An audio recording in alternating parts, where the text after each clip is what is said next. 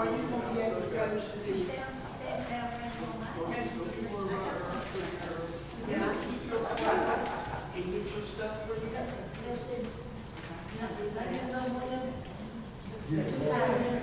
Go to ball game.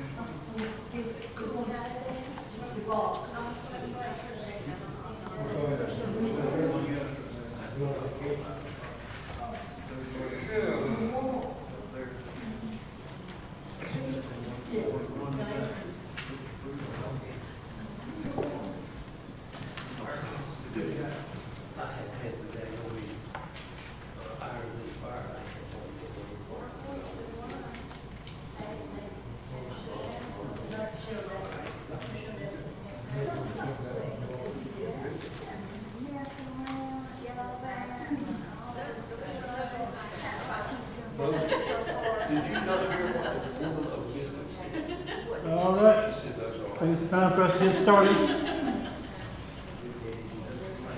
Good to see you all out. If you didn't get a chance to eat, there's probably still plenty over in the fellowship hall if you eat. It's good to see you all out this evening. You can tell the pastor is on vacation. I think he's down in Charleston somewhere, traveling around. But before we get into our study this evening, we want to go over the prayer request. Rodney Hall tweaked his back. He's been struggling with that. He's on medication now. He's doing a little bit better. And but he's still got a little bit of recovery yet to do. They praying for the family of Jerry Fisher. That's Miss Joanne's baby brother. He passed away yesterday. I think he was out hunting and had some problems, and then passed away, I think, before the ambulance even got there. And then the family of Dr. Scott Tolbert. He passed away, I think, the weekend. Keith is doing better. Talked to him today. If you talk to him Sunday, he sounds a whole lot better today than he did Sunday. He was extremely weak, and he is going to wake med tonight. He's got a CAT scan in the morning, and then hoping he had a follow-up visit with his doctor, and he's hoping they take out the drain tubes tomorrow also. So he said he was going out there tonight rather than having to drive up so early in the morning. Of course, Aaron Maples made a profession of faith on Sunday. He'll be baptized in the near future. And then, of course, Evan, Heather, and Zoe joined the church on Sunday. We want to pray for the shoe boxes. I guess it is shoe boxes, I think. They're going to be leaving Sunday, I believe. Monday. They'll be headed to Kentucky for that, so we want to pray for that mission trip.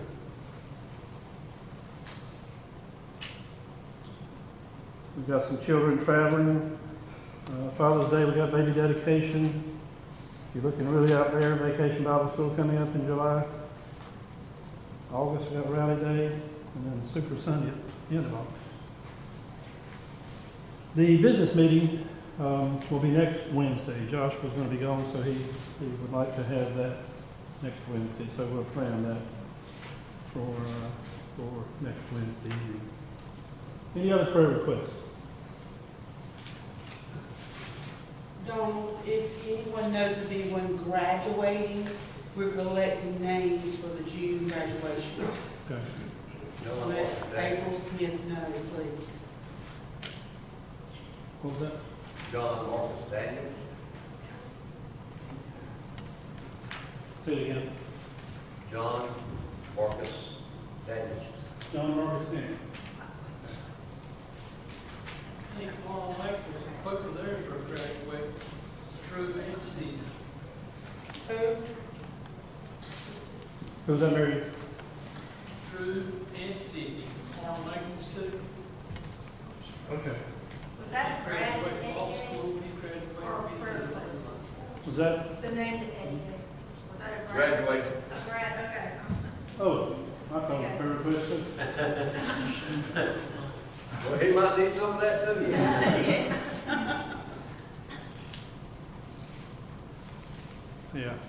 Yeah, and as Mary said, Sydney and Drew are both graduated. Prayer requests. Steve? Big top word. Reason's getting worse. Warm weather, Steve. That cool air is easy to breathe. Yes, Michelle. I just want to ask for continued prayer for my mom, Spring Kay, who has cancer. Okay. This week, she's doing pretty good, but it will be terminal at some point. Only God knows that, but Right. it will be terminal at some point. And then my Uncle Ron as well, he's having trouble with the medications that he's on, and he also has cancer. That's Ron Apple. Uncle Ron, Yes, Apple, H-A-P-P-O-L-D. O.B. Norris's wife, Obie? yeah, he's down at my house on the other side, and she's having a problem. Obie Norris is a lot.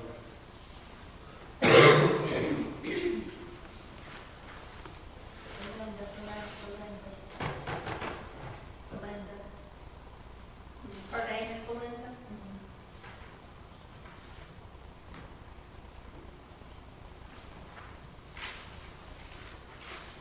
Any others? Excuse me.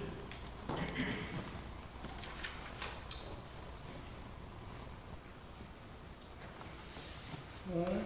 If not, L.C., would you lead us in prayer? Our Father, it's truly a blessing to be able to come to your house, Lord, to study your word, Lord.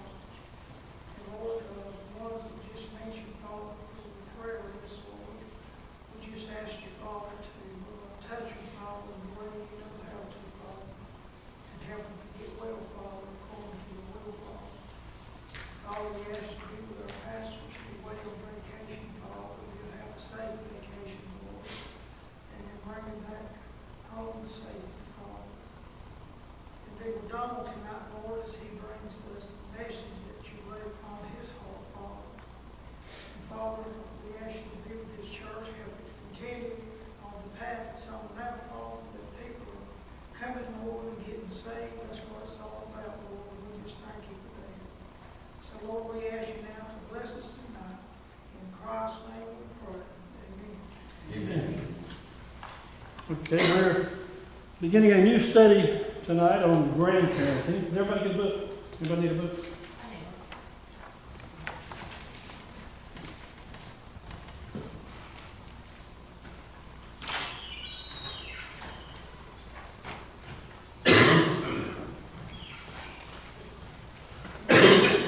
Anybody?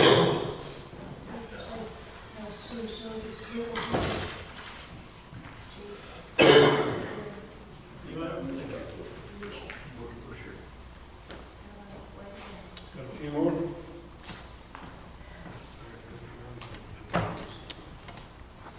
And just in case you're not in the grandparenting stage of life, you'll see in tonight's study that a lot relates to parenting and also relates to how we as just adults can influence children.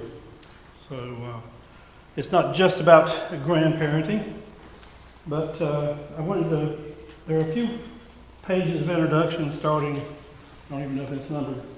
But on the first page, I was just reading through this and I highlighted a few things.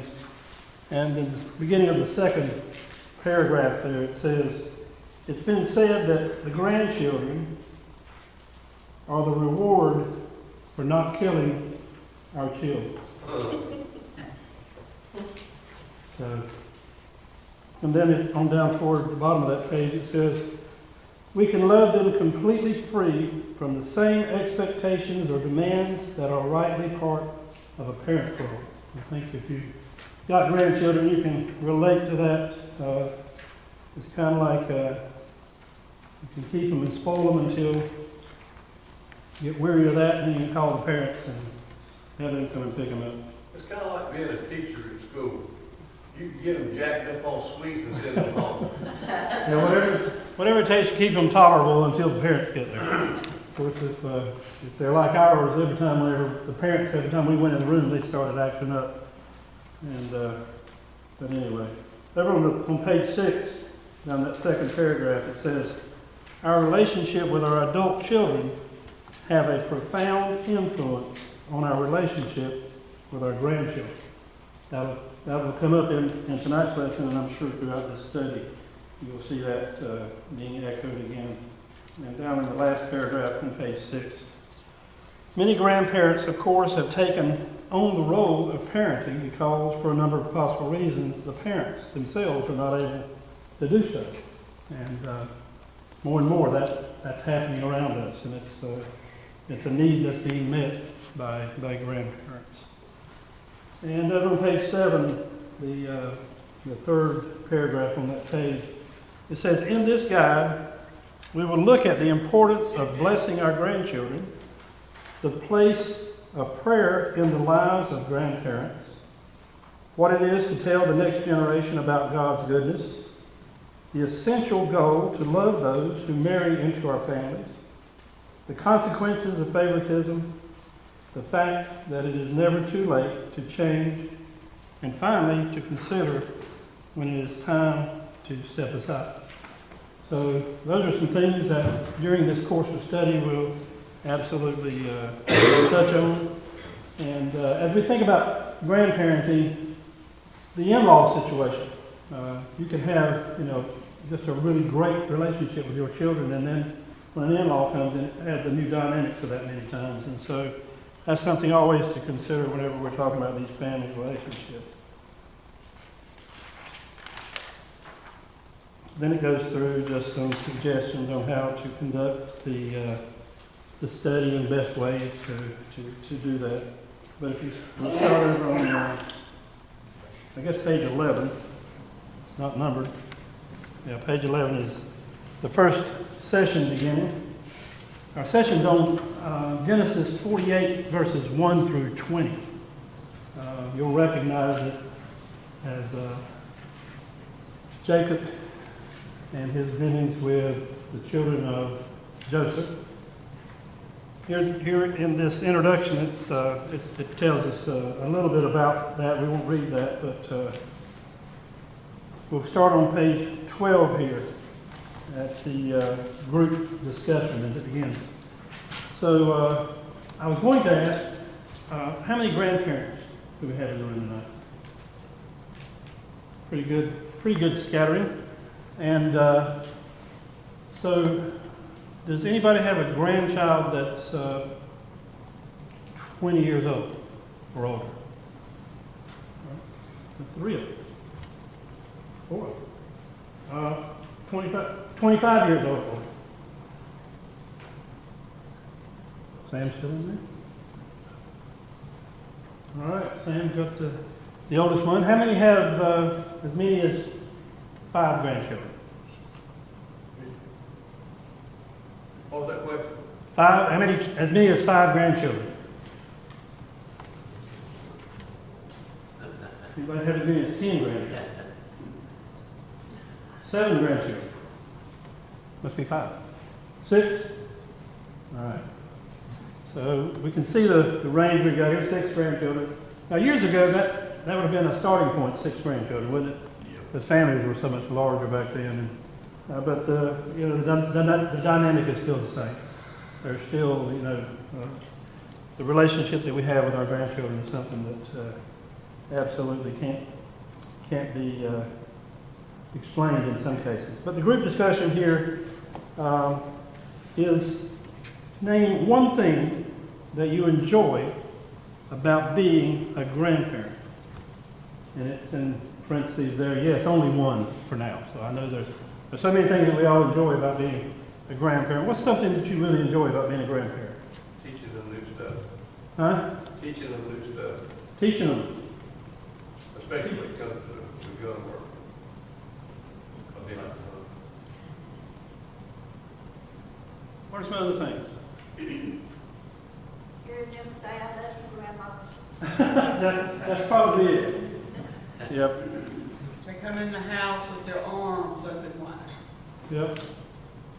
I hate to compare them to an animal, but if you've ever had a dog, and it doesn't matter if you went out to the mailbox, as soon as you come back in, that dog acts like you've been gone for days. I mean, they're just jumping around, happy to see you, all up on you.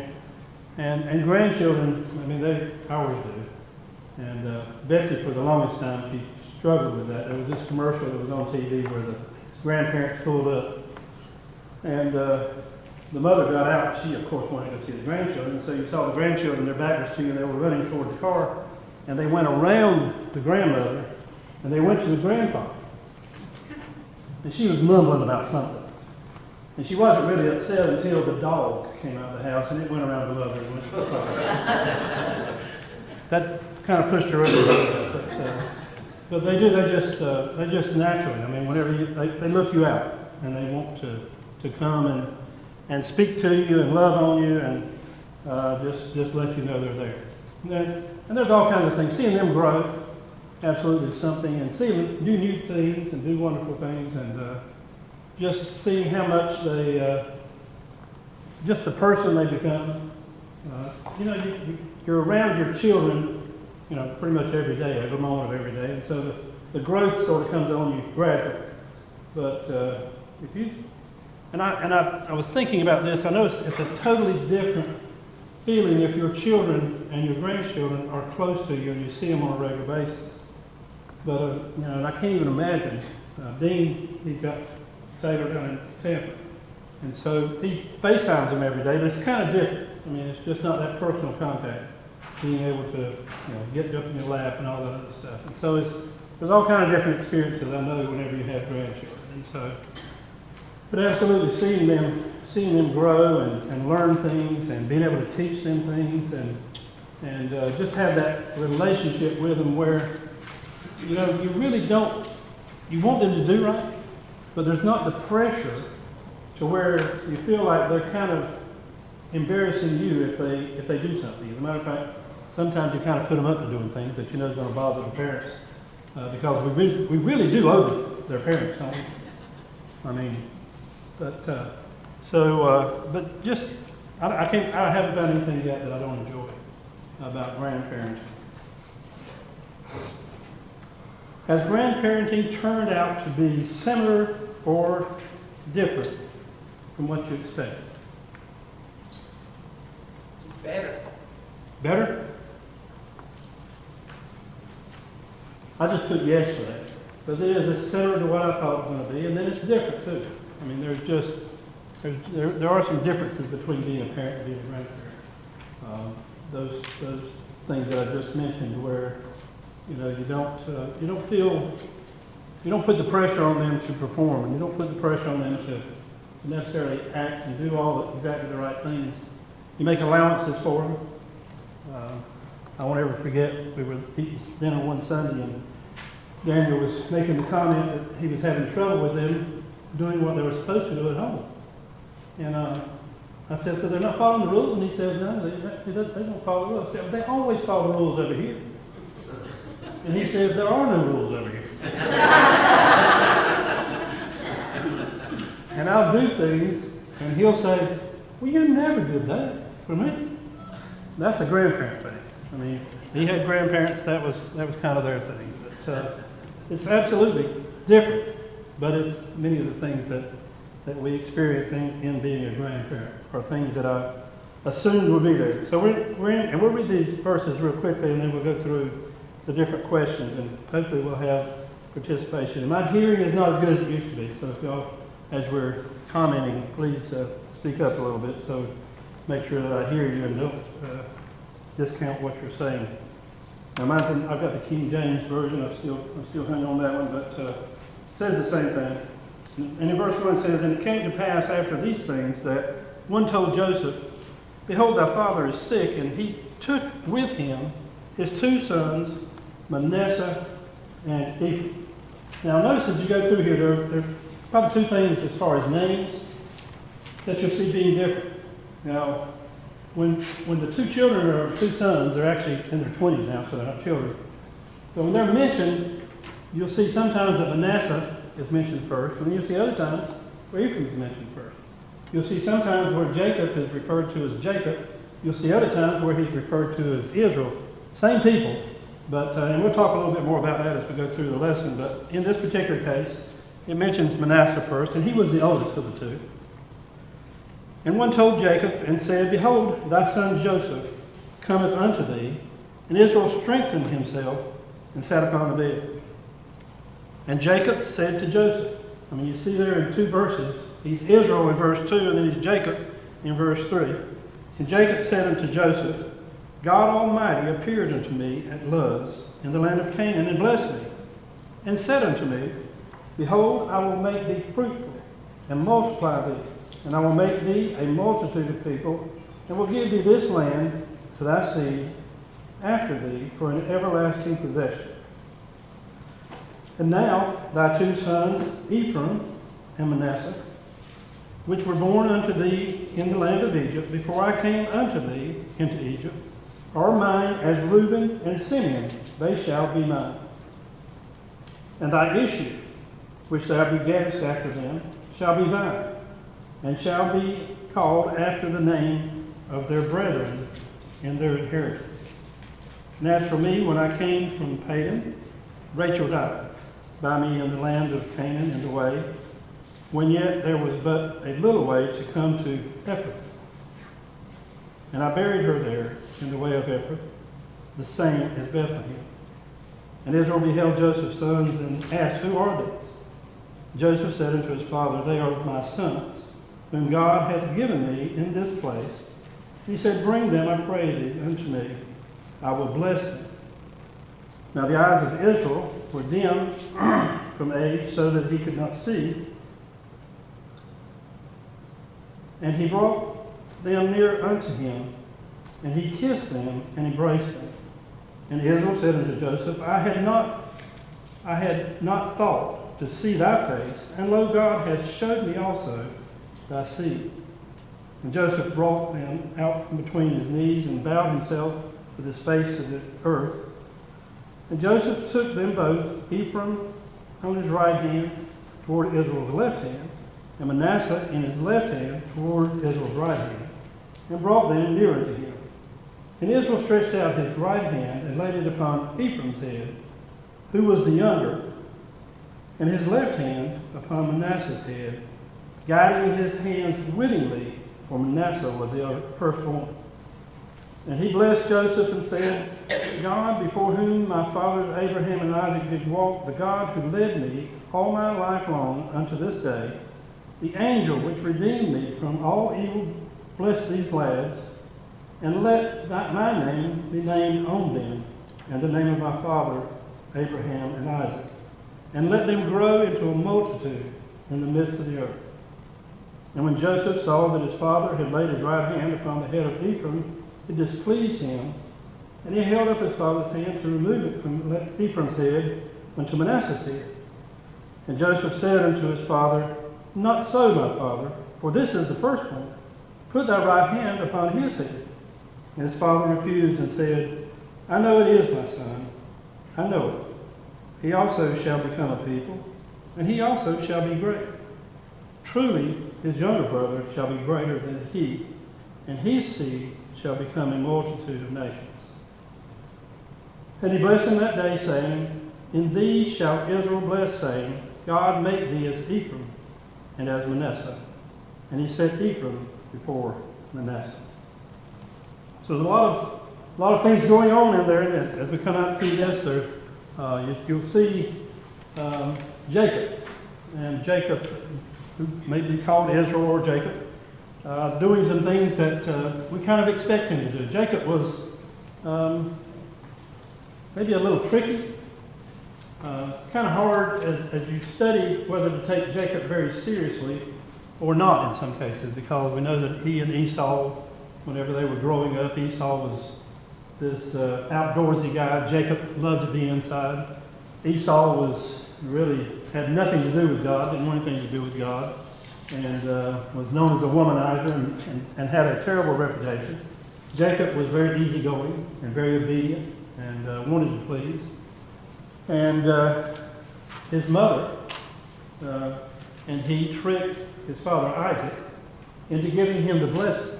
And of course he had to escape, and he went to Padan, and he got his wife Rachel there, but we know he also got another wife, Leah, there. And we remember how Laban tricked him. There's a lot of deception that goes on in the life of Jacob, and he was a part of a lot of it. So as we go through this, we see some different sides of Jacob than maybe what you're accustomed to, because God is using him. It's not his choice where he places his hand. And as we get into those questions, we'll talk a little bit more about that. So verses, question number 1. Imagine you had been present when Jacob delivered his blessing. How would you picture the scene, including the feelings and atmosphere of the occasion? What can you imagine? The room, the situation, the environment, how people were dealing with one another. What can you imagine? A little bit of jealousy. Jealousy.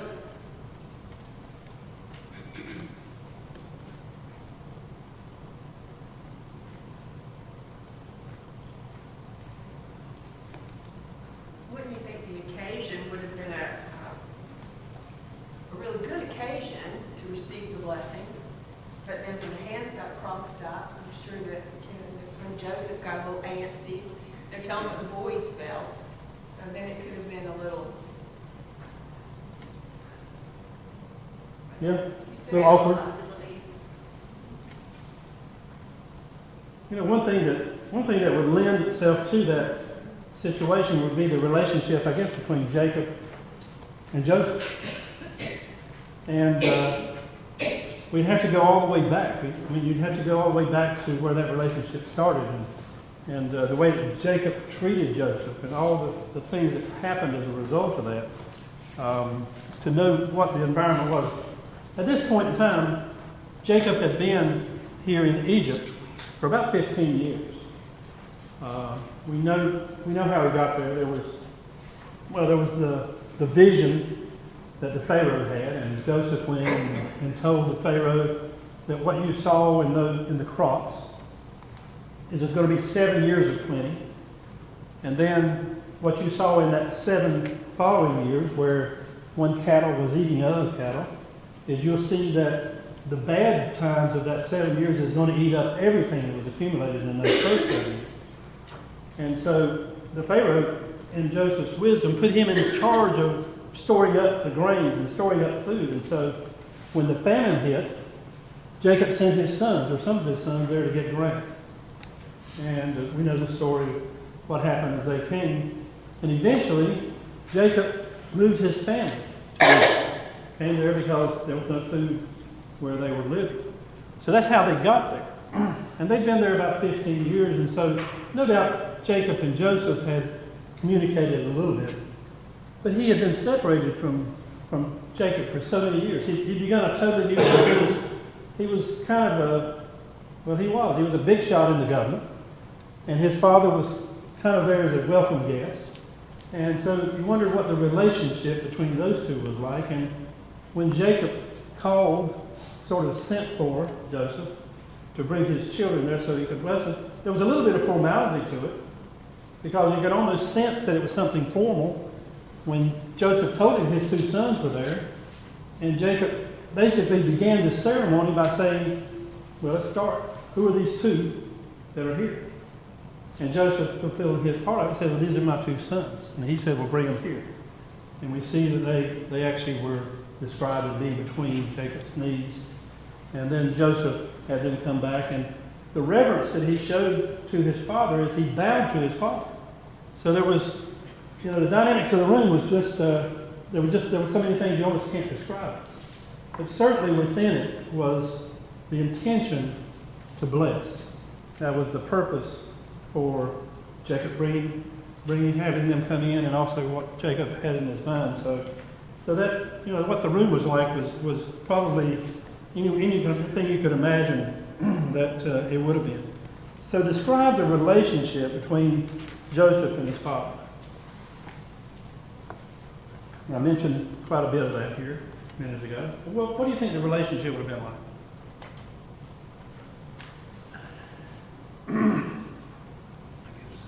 Joseph would with the power that he had, they were probably Joseph, I mean, than Jacob thought they should be or something. Yeah, certainly he would have been, you know, almost superior to him, right? Yeah.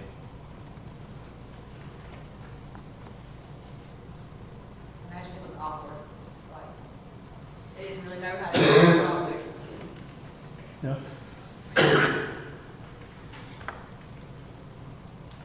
Now, I know Joseph is this obedient man, and we start with his faithfulness and all that, but you have to wonder if he didn't almost, as much as he blamed his brothers, blamed his father for how he got to Egypt or how he got into slavery to begin with.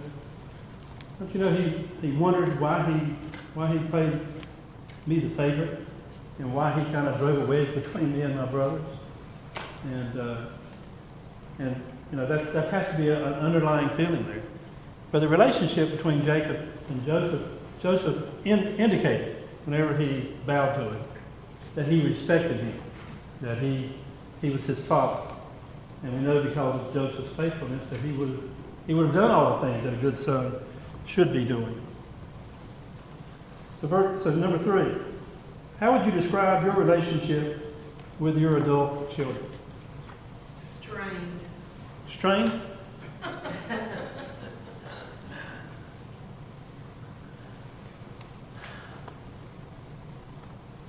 Could be kind of a comparison. How has that relationship changed over the years? I mean, we have, absolutely, whenever they're children, they don't do a lot of fuss. They fuss, but they don't fuss at us. They just fuss because they want something. And then over a period of time, you kind of find yourself times where they're doing everything that you ask them to do, and other times when they're absolutely doing everything you don't want them to do. But imagine, how would you say that the relationship has changed over the years? Sometimes they forget that they're a child and we're parents. That's in those teen years, right? And from like a younger point of view, like you always think your parents don't know what they're talking about, they don't know anything, but then like as you, like now that I have kids, I'm like, okay, a lot of things that you told me, like I shouldn't have argued with you, and you have a different outlook on everything. Your parents ever tell you, I can't wait until you have children? Yes. They ever wink at you and say, you remember what you did whenever you were that? Sounds just like you. That's your child. That's what I tell Betsy. As they grow, they now know that you did know what you were talking about. And you have to let them make their own mistakes sometimes, but they come back and say, you were right, you know. Yep. I've said it myself. When I was 18, my parents didn't know anything. They've gotten smarter every year since I was 18. And it becomes a reverse role too, Yeah. as you get older.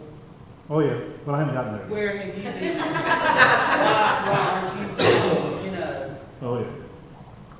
Yeah, and it does too. Yeah. Denial can be a really cruel thing. Well, yeah.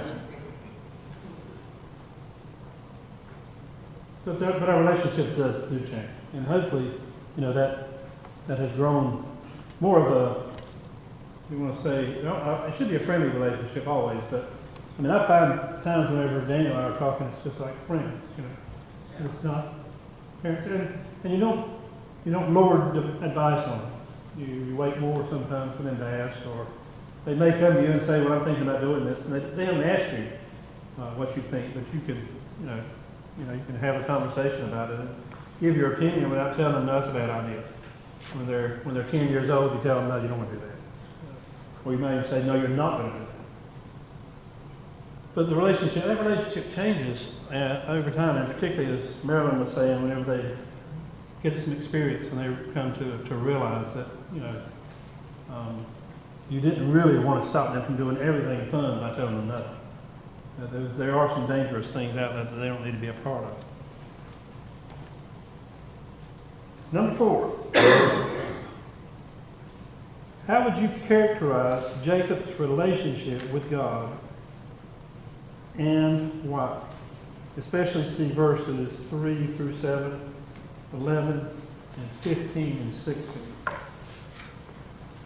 What did he say in those verses? What do you remember him saying in those verses that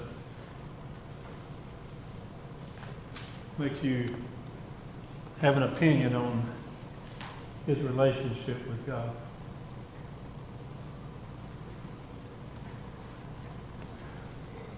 I was speaking to him. They had a communication, because God was telling him things that would happen that humanly we couldn't see. So he evidently was close enough with God that God was giving him a little view into the future. He believed in God's promises. You believe in God's promises? And then in 11, he talks about that he didn't think he'd ever get to see him again because he thought he was dead. So Right. not only did he get to see, he also got to see his children. Oh, yeah, yeah. He said, I didn't even think I'd ever see you again. Now I'm going to see you and your children. There at the beginning, doesn't he say, you know, the God, he even said the angel, didn't he, in one place? He says, I've received direction. God has been with me. He has been right by my side through everything I've experienced. Whenever it seemed as if I needed something, there was always something there. He's provided for me. He's stayed by my side. He's led me. He's directed me. He's guided me. He's been faithful. He's blessed. He's blessed us.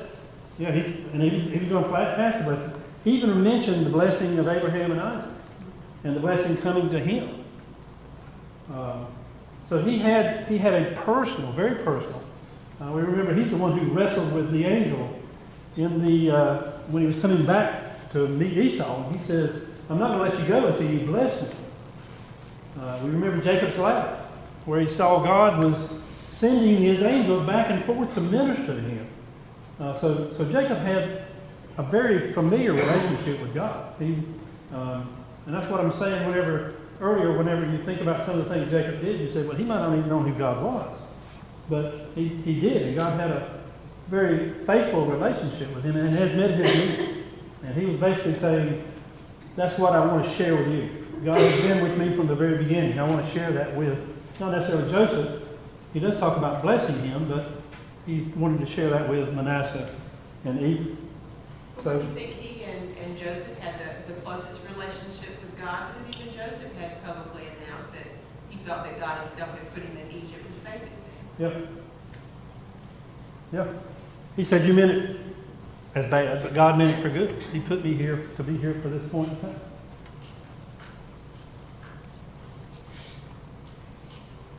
All right. Number 5. While Israel's prayer in Genesis 48, 15, and 16 is one of blessing the two boys, why do you think it is introduced with, then he blessed Joseph and said? Because at the beginning of that, he's getting ready to do his blessing on the two boys. And it says that he blessed Joseph.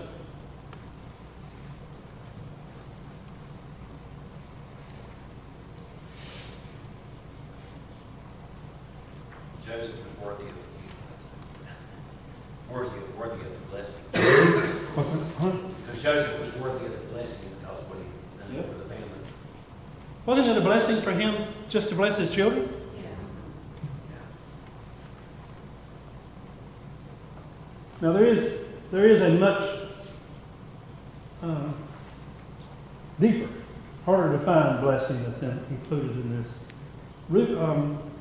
Jacob had told him at the very beginning of the conversation, I'm going to adopt your two sons. Just like Reuben and Simeon, or I think he mentioned Simeon. Reuben and Simeon are my sons. They're going to be my sons. Okay? Now, they're still Joseph's sons. I mean, all that. And we can see by the way things happened later on, as they moved into Canaan, when Joshua led them in, there were 11 divisions of the country. Now, 2 of the tribes stayed over on the other side of Jordan. They weren't actually in Canaan, but they were included in that division. And Manasseh and Ephraim got an equal part with the other 9 brothers. So he says, I'm going to give you a double portion. Your family is going to have a double portion because rather than you getting one portion, each of your sons is going to get a portion. So as they made the division of the lands, the tribe of Levi didn't get it, because they were to live off of what was given to the temple. But the rest of the country was divided into these 11 parts, and Manasseh had a portion, and Ephraim had a portion. So the blessing was, yeah, I'm going to bless your sons because I love them, but I'm going to adopt them. They're going to be 11 of the divisions of the country. And certainly those two tribes, as you study later on, they're very prominent, particularly Ephraim, as Jacob promised. Ephraim was very prominent in the history of Israel. So, yeah, he blessed him by blessing his sons, but he also blessed him by giving him a double portion. The other brothers that got possessions weren't given but one portion. Number 6, how have you, or might you, bless your adult children? And it's good that it follows that previous question. How have you, or might you, bless your adult children?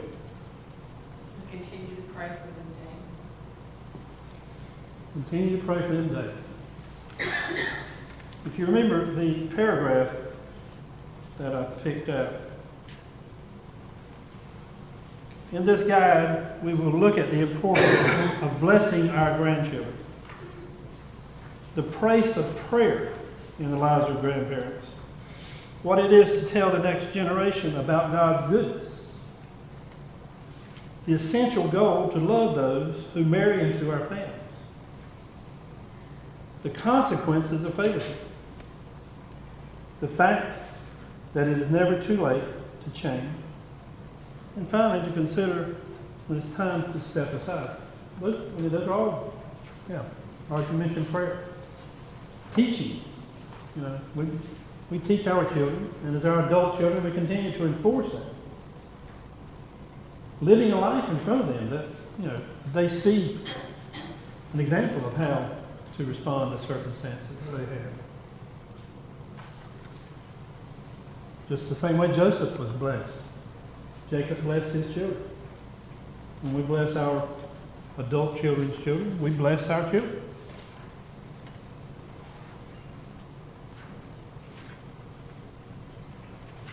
Even when we don't want to, they leave them and they say, no, they got to be in bed at 9. They can't have any candy after 7. They can't do this, they can't do that. We kind of bless them when we go along with that, right? Or at least we never let them find out. You have to have a deal, sworn to secrecy with children sometimes. But you bless them whenever you kind of honor them in the way that they want to raise their children, because sometimes your children don't want to raise their children the same way you want to raise yours. Sometimes their rules are different. They may be much more lenient than you are, or they may be much more strict than what you are.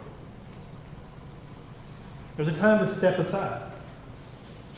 That paragraph kind of tells us all the different ways that we can bless both our grandchildren and our children.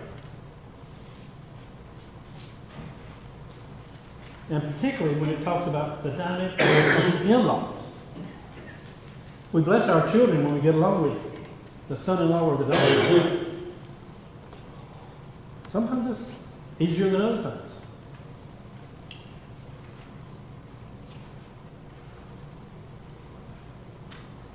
Number 7, what do you see in the past, the present, and the future in Israel's blessing? That's in 15 and 16, and 19 and 20.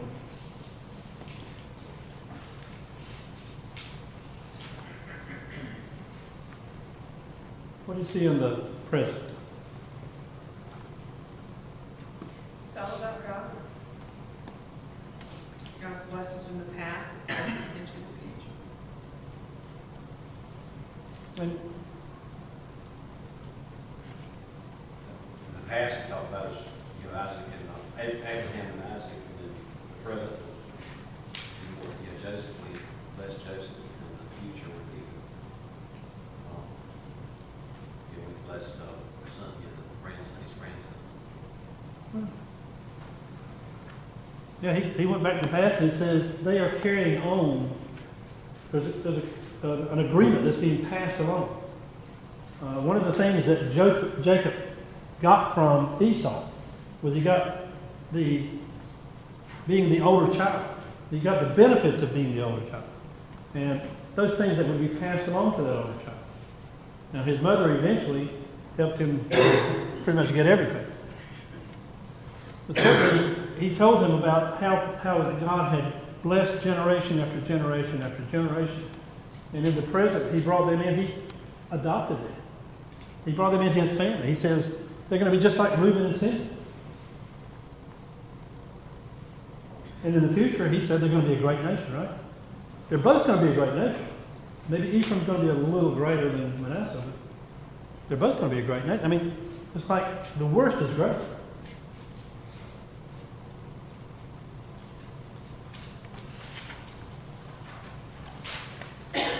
Number 8. How do you think the faithfulness of God to Israel, Jacob, affected his blessing on his son and his grandson? So how do you think his faithfulness, Jacob's faithfulness, affected the blessing that he bestowed upon him? The same as a righteous man prevails much. The prayers worthy. Yeah. He was blessed and he played it and he paid it forward. Yeah. I mean, why would God not bless you? He's blessed me. We are his chosen people. He started with Abraham. He says, I'm going to separate you guys. From here on out, you're going to be a great nation. You're going to be blessed like no other nation, no other people. And everything has happened. You know, that's part of Jacob's problem whenever he was down there with Laban is Laban first gave him one group of livestock, and suddenly that group of livestock multiplied significantly. So he went out and said, no, I gave you the wrong group. So he gave you the other group, and that group started multiplying. And all that time Laban was making different agreements with him to how they were going to do their partnership, and every time Laban was trying to take something from him, and every time Jacob was blessed. So certainly he had seen God in action. He had seen that these aren't idle words. These are not a wish. He's not saying, I wish for you a blessed future. I wish for you to be a blessed group of people. I believe that God is going to cause that to happen in your life. I know that God has a plan for you. I know God has a purpose for you. And that purpose is not just to benefit you, but it's to benefit other people. I mean, Joseph's life itself demonstrated that. We talked about it. Joseph, had a hard time. He was put into prison. He was a servant. But yet he was there whenever the nation needed him, and he was there whenever his parents needed him, and God had him in the right place. So I think it had everything to do. He wasn't just throwing words out there. He was speaking from what he expected God to do, because God had done that in his life. Number 9, Israel kisses and embraces the boys in verse 10. And in verse 14, he puts his hand on their heads. What role does touch play in blessing our grandchildren or children? You can tell them all you want to if you love them, but if you don't give them a hug, give them that hug. Yes, that physical touch. Kind of like laying. Hmm? It's kind of like laying hands. Laying hands on them? I've laid hands on mine a few times. that kind of way. With your hands with a cross from you. No, you can love people you really don't want to be around you, right? I mean, you got some people that you really like, but you don't like being around them. And when you really love your grandchildren, when you really want to bless them, you want them to be near, and you want. And even Jacob, these guys were kind of strangers. They weren't children. They were in their 20s when this happened. And it wasn't like he had, a 5 and a 7-year-old, and they were just all over him, and they're the ones you want to hug. But these were adult men, and they almost were strangers to him. But the touch that he did, it was physically transferring, that blessing. He wanted to make it very personal. He wanted to make it very intimate, the way that he was blessing them. And so, touching our children. hugging our children. Really, even whether they're little or as they're grown. It shows the affection that you have for it. So to touch plays a huge part in our relationship. Number 10, how can Israel's blessing on his grandchildren be a model for you? How can his blessing on his grandchildren be a model for us? If you go from verse 1 all the way through verse 20, that whole conversation, how is that a blessing to your children?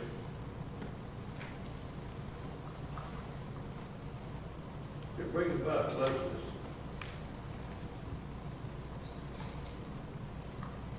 Sets an example. Hmm? Sets an example. Sets an example.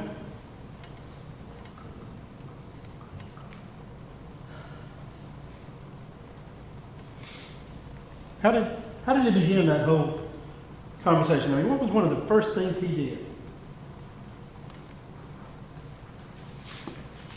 I've mentioned it a couple of times. That he compared them with two of his own sons. He claimed those two children. He said, they're mine. They're my family. They are my two sons. It's probably the first time he laid eyes on them. It might have been the first time he laid eyes on them. Oh, no, yeah. I'm sure he had seen them, though, probably as long as he had been there. He probably had seen them a few times, but he didn't have that great relationship with them. But he owned them. Did you ever think to tell your children, I don't know where you came from.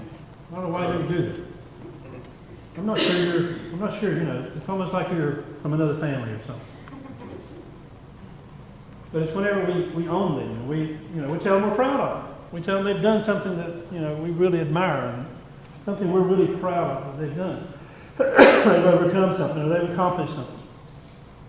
He owned it.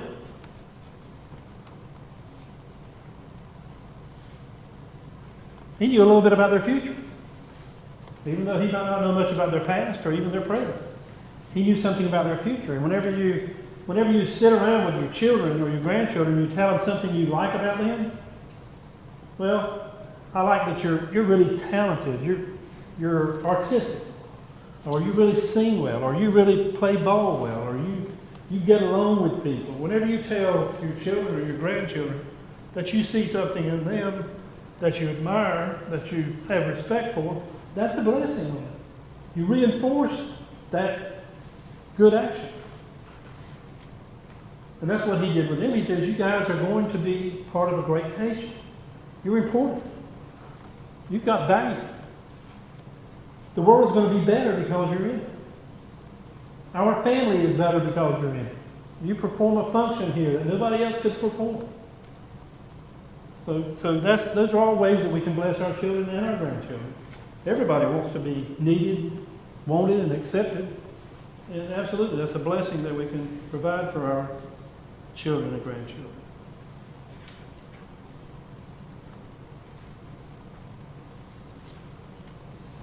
What are some other ways you've blessed your grandchildren?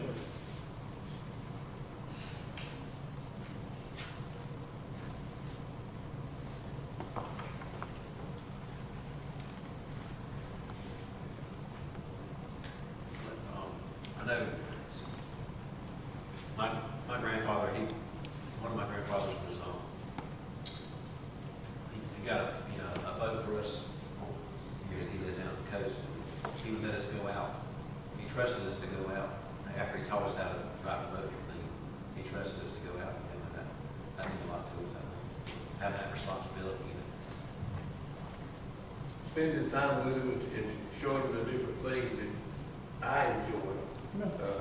Woodworking, flight simulator, guns, a whole bunch of stuff.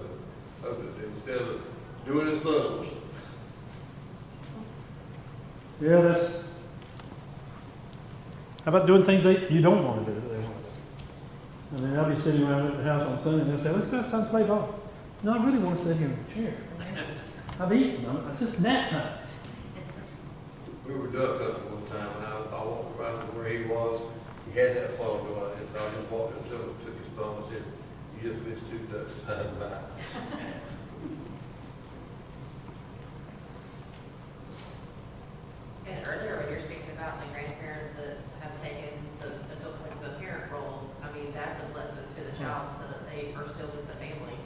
Oh, yeah. Building a legacy for them. You know, I mean, it always makes you feel good whenever you go somewhere and somebody say, now, let's see who you are. You tell them your parents' name. They say, oh, yeah, I know them, and they're great. You know, this wonderful thing about it that they know. And, well, one of the great ways we bless them is we leave a legacy. We make it so they're not embarrassed to find out they're kin to us. That's funny. Huh? True. I thought so.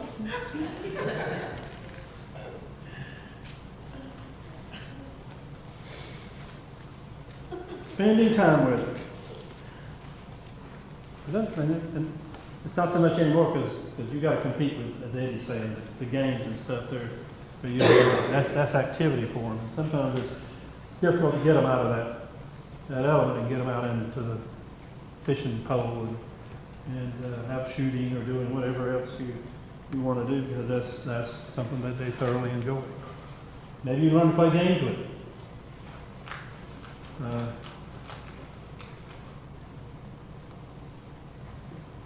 And finally, number 12, how do you think your grandchildren have been or would be affected by receiving your blessing?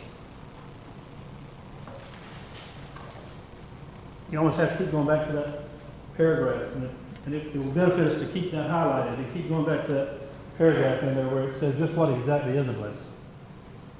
All those things that we talked about in that paragraph. How do you think it would affect your grandchildren? And we touched on this, but how would it affect your grandchildren for you to genuinely bless them? I think it grows the bond. It helps them in their relationships with other people. How they relate to them. Self-esteem, praying for them, reading a Bible story, telling them about Jesus. Those are all blessings. They remember you. Hmm? They remember you, what you have said and done. In my case with my grandson and Harold. He comes up as granddaddy said this. Right. So it's just, he was blessed enough to have that little bit of time with him. But they remember. Oh, yeah. Even when you don't think they're listening or paying attention. Some of that's good stuff and some of it's not stuff. You remember that time? No, I don't remember that. That did not happen. Not so good to the children. Yeah. Absolutely. They're like a little ball of clay. They're being formed by something. Something is going to form them. Something is going to influence them. Or someone is going to influence them. You have the opportunity to be a positive influence on them, to share with them, you know what and what you've experienced, and try to sometimes, even as hard as it is, to help them avoid making some of those same mistakes that you made, or that somebody helped you avoid making. We can absolutely, that's a blessing. Anytime that we can help them, navigate around, a potential problem. You see them with the wrong crowd or doing the wrong thing, and trying to steer them around that. We don't have the authority, and that's really kind of a good thing, because we have to come up with a very good reason. And instead of saying, "I told you so," you have to come up with a really good reason why it's a good idea not to do that, or why it's a good idea to do that. Now, with our children, whenever we told them not to do something and they asked us the third time, we say, "But I told you not to do it," or "I told you to do it." So we absolutely can bless them by the way that we interact with them, by the example we are, by the way we talk to not only them but other people, whether we treat their parents, whether we respect their parents. And as hard as it is, we put them to bed at 8:30, 9 o'clock. Heaven forbid, 8:30, 9 o'clock. Doodle is bad for getting up early. And at one point, it got to the place where he would wake up at 5 o'clock in the morning, and he'd go in and wake Daniel and Cheryl up. And so they came up with a rule that until the sun came up, until it got to be light outside, he couldn't leave his room. And then they added to that, and they said whenever it starts getting dark outside, then you go to bed. And so we were there at the church, we were at the house eating one Sunday. No, they were spending the night with us. Yeah, they were spending the night with us. And Betsy looked outside, and how it's getting dark early, and she said, it's already getting dark outside. And I looked over there at Doodle. He wasn't probably 3 years old. I said, yeah, it's getting dark outside. I said, what does that mean, Doodle? He said, not a thing.